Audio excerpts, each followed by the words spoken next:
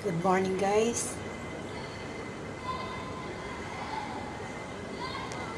Nasa Hong Kong International Airport kami ngayon. Kasama ko yung aking kapatid at ang aking pamangkin at apo. Nako, hindi biro pala ang next flight mo. Sobrang dami ng pasahero. We spend lonely dito sa International Airport ng Hong Kong.